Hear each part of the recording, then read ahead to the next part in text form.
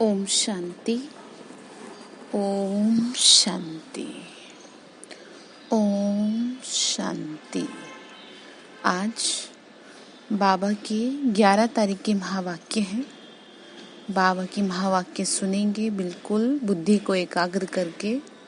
मैं आत्मा कानों द्वारा शिव बाबा के महावाक्य सुन रही हूँ। ऐसे स्वयं को इस स्थिति में स्थित करें। तो आज मीठे बाबा ने कहा, मीठे बच्चे, प्राणेश्वर बाप आया है तुम बच्चों को प्राणदान देने। प्राणदान मिलना अर्थात तमो प्रधान से सतो प्रधान बनना, मतलब विकारों से मुक्त हो जाना। प्रश्न बाबा ने पूछा, ड्रामा के हर राज को जानने के कारण कौन सी सीन तुम्हारे लिए नई नहीं है? तो आंसर है, इस समय जो सारी दुनिया में हंगामे हैं, विनाश काले विपरीत बुद्धि बन अपने ही कुल का खून करने के लिए अनेक साधन बनाते जाते हैं। ये कोई नई बात नहीं है, क्योंकि तुम बच्चे जानते हो ये दुनिया तो अब बदलनी है। महाभारत लड़ाई के बाद ही हमारी नई दुनिया आएगी। बाबा क्या बोले, तुम्हारे लिए ये कुछ भी नया नहीं है, इसीलिए बस स्वयं को शांत रखो। तो गीत है, यह कौन आया आज सवेरे सवेरे। कौन आता है सवेरे सवेरे? बाबा आते हैं ना। ओम शांति। सवेरे सवेरे ये कौन मुरली आकर बजाते हैं? दुनिया तो बिल्कुल ही घोर अंधियारे में है। तुम अभी मुरली सुन रहे हो ज्ञान सागर पतित पावन प्राणेश्वर बाप से। वह है प्राण बचाने वाला ईश्वर। वो क्या है? प्राण बचाने वाला ईश्वर है। हमारी आत्मा को पाप कर्मों से बचाने वाला है वो। तभी तो प्राण जाते हैं ना, पाप कर्म होते हैं तभी अकाले मृत्यु हो जाती है।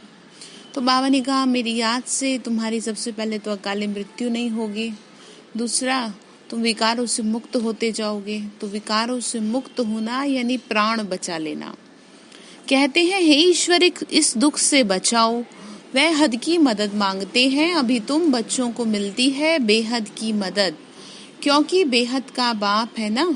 तुम जानते हो आत्मा भी गुप्त है, बच्चों का शरीर प्रत्यक्ष है। मतलब शरीर तो दिखाई दे रहा है ना, आत्मा नहीं दिख रही उसमें बैठी। तो बाप की श्रीमत है बच्चों प्रति। सर्वशास्त्र शिरोमणि गीता मशहूर है, सिर्फ उनमें नाम डाल दिया है किसका? श्री कृष्ण का। जबकि श्री कृष्ण की माता है गीता और पिता है शिव बाबा। अभी तुम जानते हो श्रीमद् भगवानुवाच है। ये भी समझ गए हैं कि भ्रष्टाचारी को श्रेष्ठाचारी बनाने वाला एक बाप है। वही नर से नारायण बनाते हैं। कथा भी सत्यनारायण की सुनते हैं। गाया भी जाता है ना अमर कथा। अमरपुरी का मालिक बनाने वाले नर से नारायण बनाने की बात एक ही है। बाबा ने क्या कहा, ये क्या बन रहे हैं इस पढ़ाई से? नर से नारायण। ये है मृत्युलोक। भारत ही अमरपुरी था, ये किसी को भी पता नहीं। यहाँ ही अमर बाबा ने पार्वतियों को सुनाया। क्या सुनाई? कथा सुनाई। हम सभी आत्मा पार्वती हैं। बाबा ने कहा, बच्चे, एक पार्वती व एक द्रौपदी नहीं थी। ये तो बच्चे बहुत सुन रहे हैं, शिव बाबा सुना रहे हैं। तो आत्मा है उसकी पार्वती। किसकी? शिव बाबा की। शिव बाबा सुनाते हैं ब्रह्मा द्वारा। बाबा कहते हैं, मैं ब्रह्मा द्वारा मीठे मीठे बच्चों को समझाता हूँ। बाप ने समझाया है बच्चों को आत्माभिमानी जरूर बनना है। क्या कह रहे हैं? आत्माभिमानी जरूर बनना है। कैसे भी करो, कुछ भी करो, पाठ पक्का कर लो। कौन सा? मैं आत्मा इस शरीर द्वारा कर्म कर रही हूँ। मैं आत्मा इस शरीर के द्वारा कर्म करा रही हूँ। ये पाठ पक्का कर लो, बाबा कह रहे हैं। बाबा ने कहा, बच्चे, बाप ही तो बना सकते हैं। दुनिया में एक भी मनुष्य मात्र नहीं जिसको आत्मा का ज्ञान हो। आत्मा का ही ज्ञान नहीं है तो परमात्मा का कैसे हो सकता है? कह देते हैं हम आत्मा सो परमात्मा। कितनी भारी भूल में सारी दुनिया फंस गई है कि हम ही परमात्मा हैं। बिल्कुल ही पत्थर बुद्धि है। विलायत वाले भी पत्थर बुद्धि कम नहीं है। ये बुद्धि में ही नहीं आता कि हम ये जो बॉम्ब्स बना रहे हैं, ये तो अपना भी खून और सारी दुनिया का खून करने के लिए बना रहे हैं। बाबा ने कहा, बुद्धि नहीं चलती। तो इस समय बुद्धि कोई की काम की रही नहीं।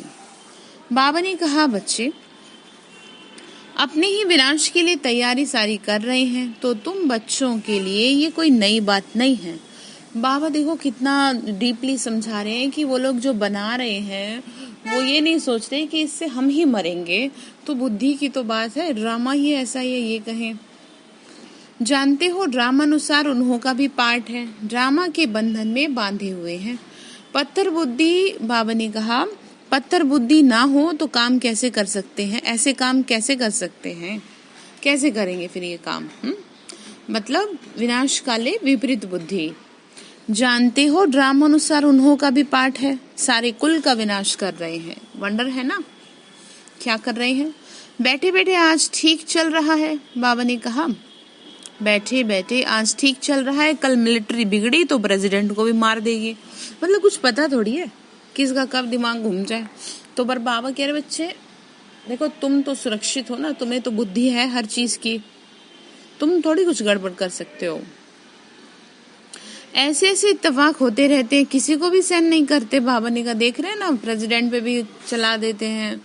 तो बोला पावरफुल है, बाबा ने कहा पावरफुल है ना, आजकल की दुनिया में हंगामे बहुत हैं, और वो हंगामे होने का कारण है पत्थर बुद्धि, मनुष्यों की बुद्धि।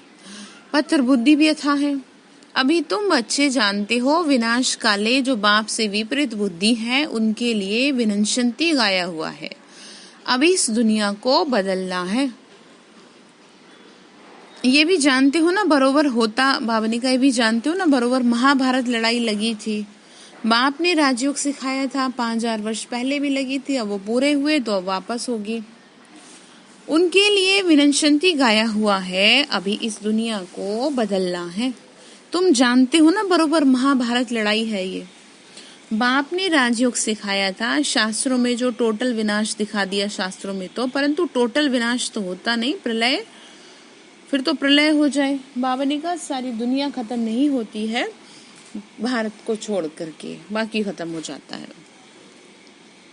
बाप ने राजयोग सिखाया, मनुष्य कोई भी नहीं समझते, मनुष्य कोई भी ना रहे, सिर्फ 5 तत्व रह जाएं, ऐसा तो हो ही नहीं सकता। बाबा ने कहा कि बच्चे 5 तत्व की क्या करेंगे बताओ रह के, जब मनुष्य नहीं होंगे तो ऐसा नहीं है कि प्रलय हो जाए तो फिर मनुष्य कहाँ से आए? दिखाते हैं श्री कृष्ण अंगूठा चूसता हुआ पीपल के पत्ते पर सागर में आया। बालक कैसे आ सकता है, सोच के देखो।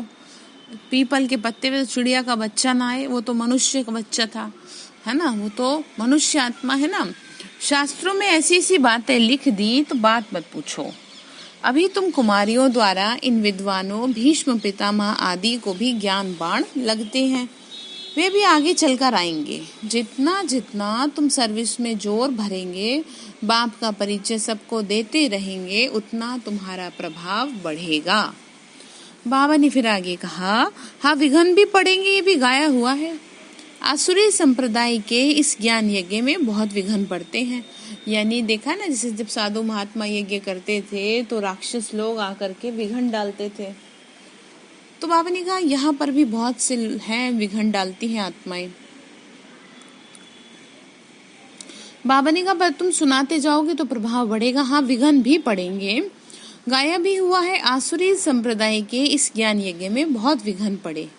बेचारे पत्थर बुद्धि मनुष्य कुछ नहीं जानते कि ये क्या है, कहते हैं इन्हों का तो ज्ञान ही न्यारा है।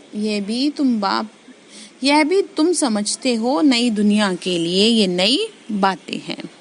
बाबा कहते हैं ये राजयोग तुमको और कोई सिखला न सके, ज्ञान और योग बाप ही सिखला रहे हैं। क्या कहा? ज्ञान और योग बाप ही सिखा रहे हैं।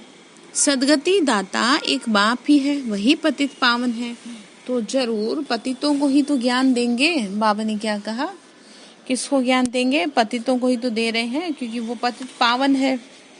ज्ञान और योग बाबा ने कहा ज्ञान और योग बाप ही सिखा रहे हैं। बाबा ने कहा तुम बच्चे समझते हो ना, हम पारस बुद्धि बन रहे हैं, पत्थर बुद्धि से पारस बन रहे हैं ना। मनुष्यों ने कितने मंदिर बनाए, परंतु वह कौन है, क्या करके गए, अर्थ तो बिल्कुल भी नहीं समझते। बाबा ने कहा कल की तो बात है। क्या कहा? कल की तो बात है, बाबा ने कहा 5000 वर्ष पहले तुमको समझाई थी बातें। बाबा ने कहा कोई से भी पूछा जाए इन लक्ष्मी नारायण का राज्य कब था, इतने वर्ष हुए, तो लाखों वर्ष कह देंगे। तुम समझा सकते हो, ये तो 5000 वर्ष की बात है। बाबा ने क्या कहा, तुम बता सकते हो, लाखों वर्ष नहीं 5000 वर्ष। हर धर्म में 1000 वर्ष का ही उल्लेख है, लाख वर्ष का उल्लेख नहीं है। बाबा ने कहा ये भी बच्चों को समझाया है, बाप की जयंती मनाते हैं तो जरूर कुछ करने आया होगा ना। जयंती तो उसी की मनाई जाती है ना जो दुनिया में आता है और आकर के कुछ करता है, जैसे श्री कृष्ण की जयंती मनाते हैं। पतित पावन है तो जरूर आकर पावन बनाता होगा। ज्ञान का सागर है तो जरूर ज्ञान देंगे ना। योग में बैठो, अपने को आत्मा समझ बाप को याद करो, ये ज्ञान हुआ ना। वह तो हठ योगी है, टांग टांग पर चढ़ाकर बैठते हैं, मतलब जबरदस्ती शरीर को कंट्रोल करके बैठते हैं, मतलब हठ योग करते हैं। क्या क्या करते रहते हैं। तुम माताएं तो ऐसे कर न सको, बैठ भी न सको। बाबा ने कहा तुम कहाँ ऐसे बैठ पाओगी, तो इसीलिए कितना बाबा ने देखो सहज कर दिया कि चलो ठीक है कोई नहीं, तुम आराम से बैठे बैठे जैसे बैठ सको वैसे बैठ के कर लो। और फिर ज्यादा फायदा उठाते हैं बाबा के प्यार का, सो ही जाते हैं फिर। और फिर कह देंगे जी हम तो याद कर रहे थे, तो ऐसे भी थोड़ी करना होता है। ठीक है। फिर आगे बाबा ने कहा, बाबा कहते मीठे बच्चे, यह कुछ भी करने की तुम्हें जरूरत नहीं है। स्कूल में स्टूडेंट कायदे से बैठते हैं, कोई ऐसे नहीं बैठते ये हठी योगी बन के। ये स्कूल है जहाँ पढ़ रहे हैं हम बच्चे। बाप तो वह भी नहीं कहते चाहे जैसे बैठो, बैठकर थक जाओ तो अच्छा सो जाओ। बाबा कोई बात में मना नहीं करते। देखो ये प्यार ही तो है ना, परंतु कितनी गलत बात है कि सो जाओ, उसको याद ना करो। और है बाबा ने कहा मैं तो तुमको कितनी सहज बात समझाता हूँ, इसमें कोई तकलीफ की बात नहीं है। भल कितना भी बीमार हो, पता नहीं सुनते सुनते शिव बाबा की याद में रहते रहते प्राण तन से निकल जाएं। देखो बाबा की ज्ञान योग करते रहेंगे तो पता नहीं किसी भी समय अंतिम घड़ी होगी तो कम से कम मृत्यु तो सही जगह होगी, कष्ट तो नहीं होगा ना इतना ज्यादा। तो बात समझ में आ रही क्या कह रहे हैं बाबा। बाबा ने हम बच्चों को समझाया ना कि बच्चे याद करते करते आत्मा तुम्हारी पावन बन जाएगी। बाबा ने कहा देखो गायब ही जाता है ना, गंगा का तट हो, गंगा जल मुख में हो, तब प्राण तन से निकले। वो सब तो है भक्ति मार्ग की बात, वास्तव में ये है ज्ञान की बात, ज्ञान अमृत की बात। तुम जानते हो सचमुच ऐसे ही प्राण निकलने हैं। तुम बच्चे आते हो परमधाम से। कहाँ से आते हो? परमधाम से। हमको छोड़कर जाते हो। बाबा ने कहा मुझे छोड़ के चले जाते हो तुम। बाबा कहते हैं मैं तो तुम बच्चों को साथ ले जाऊंगा। क्यों? क्योंकि मैं आया ही हूँ तुमको लेने के लिए। तुम बच्चे आते हो परमधाम से, हमको छोड़कर जाते हो। बाबा बोले तुमको ना अपने घर का पता ना आत्मा का पता, इसीलिए मैं आया हूँ तुम्हें ले जाने। भटक गए हो, भूल गए हो घर को। माया ने बिल्कुल ही पंख काट डाले। बाबा ने कहा इसीलिए आत्मा उड़ नहीं सकती, क्योंकि तमो प्रधान है। पंख कट गए ना, विकारों के वशीभूत हो गए तो ज्ञान योग के पंख कट गए। तो बाबा ने कहा इसीलिए उड़ नहीं पाती, क्योंकि तमो प्रधान है ना। जब तक सतो प्रधान बने तब तक शांति धाम में जा कैसे सकती है। बाबा ने कहा बच्चे शांति धाम से जब तुम उतरे थे, यानी तुम जब आत्मा शरीर में प्रवेश करती है, जब बच्चे का जन्म होता है, तब थोड़ी उसने कोई विकार किया होता है, लेकिन धीरे धीरे वो विकारों की वशीभूत होती है आत्मा। तो फिर बाबा कह रहे हैं कि जैसा मैंने तुम्हें भेजा था नीचे, वैसे ही तो ऊपर लूंगा तुम्हें, साफ सुथरा सतो प्रधान। ये भी जानते हैं ड्रामा प्लान अनुसार सबको तमो प्रधान बनना ही है। इस समय सारा झाड़ बिल्कुल जड़जड़ी भूत हो गया है। बच्चे जानते हैं सब आत्माएं तमो प्रधान है। बाबा ने कहा नई दुनिया में होती है सतो प्रधान, यहाँ किसी की सतो प्रधान अवस्था हो न सके। यहाँ आत्मा पवित्र बन जाए तो फिर यहाँ ठहर भी न सके, एकदम भाग जाए। जैसे कि जब कोई आत्महत्या करता है, शरीर को कष्ट देता है तो आत्मा भाग जाती है शरीर से। ठीक है ना, आत्महत्या जब करते हैं तो इसीलिए भाग जाती है ना कि वो शरीर को कष्ट दे रहे हैं। तो इसी तरह बाबा ने कहा कि जब जैसी पवित्र बन जाएगी तो भी निकल जाएगी, क्योंकि वो फिर अच्छा नहीं लगेगा ना विकारी शरीर। सब भक्ति करते हैं मुक्ति के लिए अथवा मुक्ति धाम में जाने के लिए। जैसे कि आप अगर साफ सुथरे हो तो आप गंदगी में नहीं रह पाओगे ना, ऐसे ही आत्मा है। बाबा ने कहा सब भक्ति करते हैं मुक्ति के लिए अथवा शांति धाम के लिए, परंतु कोई वापस जा नहीं सकता, लौ नहीं कहता। बाप ये सब राज बैठ समझाते हैं धारण करने के लिए। बाबा ने कहा ये सारी चीजें मैं तुम्हें धारण करने के लिए समझा रहा हूँ, कोई ऐसे नहीं है कि बस एक से सुनो दूसरे से निकालो, बुद्धि में धारण करो। फिर भी मुख्य बात है बाप को याद करना है, स्वदर्शन चक्रधारी बनना है। बीज को याद करने से सारा झाड़ बुद्धि में आ जाएगा। झाड़ पहले छोटा होता है फिर बड़ा हो जाता है। बाबा ने कहा ये सृष्टि रूपी झाड़ पहले छोटा, यानी पहले एक ही धर्म था, फिर वो प्रायलोप हुआ तो धीरे धीरे इतना बड़ा झाड़ बन गया। अनेक धर्म निकल आए, अपना मेन धर्म सब भूल गए। बाबा ने कहा तुम एक सेकंड में जान लेते हो, दुनिया में किसी को भी पता नहीं, मनुष्य सृष्टि का बीज रूप सबका एक बाप है, यानी इस पूरी दुनिया का बीज रूप शिव बाबा है। बाप कभी सर्वव्यापी थोड़ी हो सकता है, बड़े ते बड़ी भूल है ये। तुम समझाते भी हो तो मनुष्यों को भी, बाबा ने कहा तुम समझाते भी तो हो, मनुष्यों को कभी भगवान नहीं कहा जाता, परंतु फिर भी कईयों की बुद्धि ऐसी है कि जो समझ ही नहीं। तो बाबा बोले बच्चे उनकी तकदीर। बाप बच्चों को सब बातें सहज कर समझाते हैं, फिर जिनकी तकदीर में है निश्चय है तो वो जरूर वर्षा लेंगे, निश्चय नहीं होगा तो कभी भी नहीं समझेंगे। सबसे पहली बात ये पाठ पक्का हो कि ये जो ज्ञान है कोई मनुष्य का नहीं है, निश्चय हो सर्वशक्तिवान का ज्ञान है। तकदीर में नहीं होगा तो तदबीर भी क्या करेंगे। तकदीर में नहीं है तो वह बैठते भी ऐसे ही है जैसे कुछ समझते नहीं। बाबा ने कहा इतना भी निश्चय नहीं कि बेहद का बाप आया है बेहद का वर्षा देने। जैसे कोई नया आदमी मेडिकल कॉलेज में जा कर के बैठे तो क्या समझेंगे, कुछ भी नहीं। ठीक इसी तरीके से दुनिया क्या जाने कि बादशाही मिल रही है सतयुग की, कुछ भी नहीं समझते, यहाँ भी आकर ऐसे बैठ जाते हैं। इस अविनाशी ज्ञान का विनाश कभी होता नहीं, ये बाबा ने समझाया है। राजधानी स्थापन होती है ना तो नौकर चाकर प्रजा के भी नौकर सब चाहिए। बाबा बोले सतयुग में सभी होंगे, प्रजा भी दासी भी नौकर भी। तो इस समय ही तो सारी आत्माएं तुम्हारे में से छटनी होकर के पहुंचेंगी, कोई और नहीं होगा। जिसको ये ज्ञान प्राप्त हुआ उसी में से कोई प्रजा में जाएगा, कोई नौकर में जाएगा। तो अब आप देख लो आपको किस में जाना पसंद है। कोई को तो बहुत अच्छी रीति समझ में आ जाएगा, ओपिनियन भी लिखते हैं ना, आगे चल कुछ चढ़ने की कोशिश करेंगे, आगे चलेंगे तो थोड़ा और आगे बढ़ेंगे, कोशिश करेंगे, परंतु उस समय है मुश्किल, क्योंकि उस समय बहुत हंगामा होगा। बाबा ने कहा कई लोग कहते हैं कि हाँ हम कोशिश करेंगे, फिर अभी नहीं कर पा रहे तो फिर आगे क्या करेंगे।